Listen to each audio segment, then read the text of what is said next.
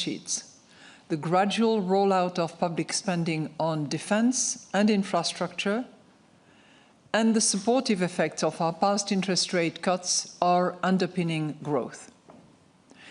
At the same time, the outlook is still uncertain, owing particularly to ongoing global trade policy uncertainty and geopolitical tensions.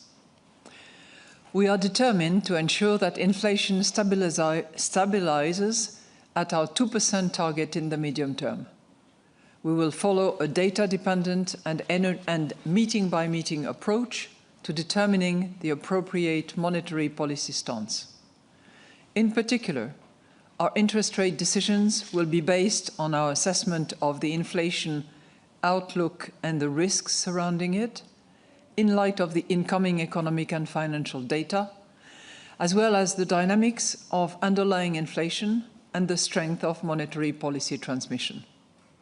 We are not pre-committing to a particular rate path. The decisions taken today are set out in a press release available on our website. And I will now outline in more detail how we see the economy and inflation developing, and will then explain our assessment of financial and monetary conditions. So looking at the economic activity first. The economy grew by 0.3% in the fourth quarter of 2025, according to Eurostat's preliminary flash estimate. Growth has mainly been driven by services, notably in the information and communication sector.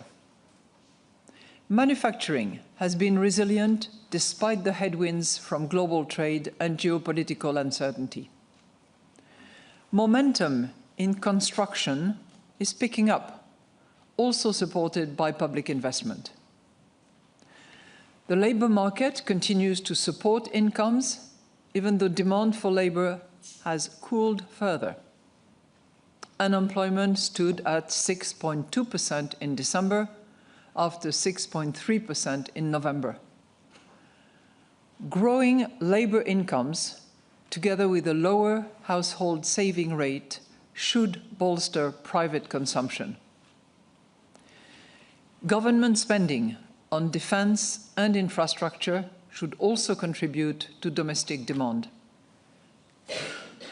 Business investment should strengthen further, and surveys indicate that firms are increasingly investing in new digital technologies. At the same time, the external environment remains challenging, owing to higher tariffs and a stronger euro over the past year. The Governing Council stresses the urgent need to strengthen the euro area and its economy in the present geopolitical context. Governments should prioritize sustainable public finances, strategic investment, and growth-enhancing structural reforms. Unlocking the full potential of the single market remains crucial. It is also vital to foster greater capital market integration by completing the Savings and Investments Union and the Banking Union to an ambitious timetable, and to rapidly adopt the regulation on the establishment of the digital euro. Looking now at inflation.